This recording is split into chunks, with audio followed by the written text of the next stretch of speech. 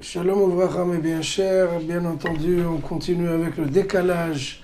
En Israël, c'est Parashat Shlach Lecha, la paracha des explorateurs, et en France, Parashat Beha'alotra. Donc on va parler d'un thème comme ça, parvé, si vous voulez. Et on va parler du thème de la reconnaissance, la gratitude. Vous savez que une des vertus les plus reconnues, les plus réputées dans le judaïsme, c'est la gratitude. Savoir être reconnaissant vis-à-vis d'Akadosh Baruch Hu et de chaque personne dans le monde. En fait, quand on est ingrat, on veut dire quoi?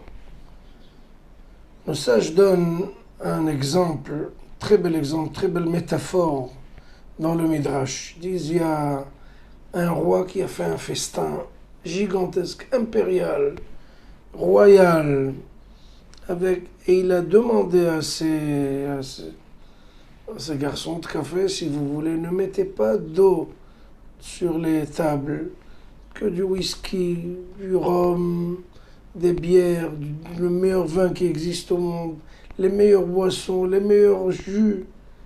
Mais ne mettez pas d'eau. L'eau, c'est pour les pauvres, c'est pour les mesquins. Moi, je veux dans mes tables que les meilleures boissons, les plus riches et les plus importantes.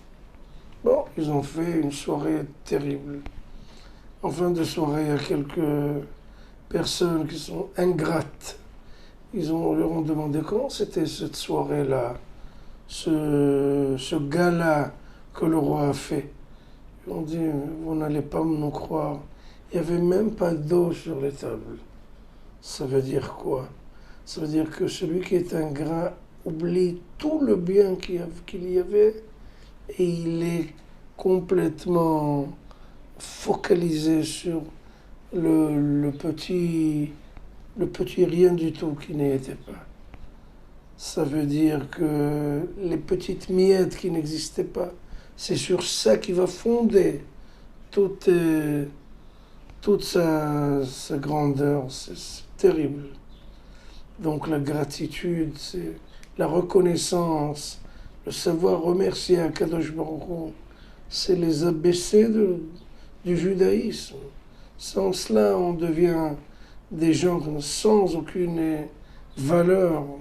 On n'est pas des gens valeureux, mais on est des gens ingrats. Selon le judaïsme, c'est un processus extrêmement grave. Il faut s'éloigner de toutes ces forces, de cette issue-là.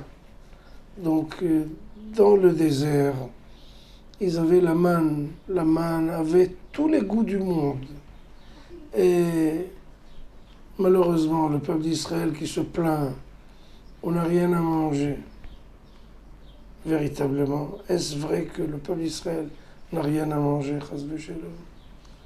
On avait tellement de bonnes choses. Vous savez que la manne on pouvait manger même des choses qui étaient interdites. Par exemple, quelqu'un qui a mangé du civet de lapin quand il était jeune, eh bien, il peut imaginer dans la manne, même ce civet-là.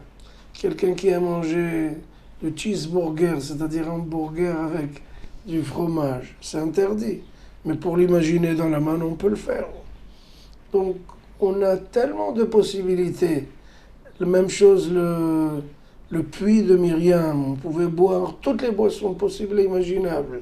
Quelqu'un qui veut boire du vin, du Beaujolais, de Bordeaux, il peut imaginer, cette boisson-là va se transformer en vin de Bordeaux. Et toutes ces richesses-là, dire qu'il n'y a rien à boire et à manger, c'est terrible. Et même, Bezrat Hashem, on va prendre cette valeur-là qui s'appelle la gratitude et la reconnaissance et on va la serrer très fort sur notre cœur, Bezrat Hashem, pour s'en servir jusqu'à 120 ans. Shabbat Shalom, voilà.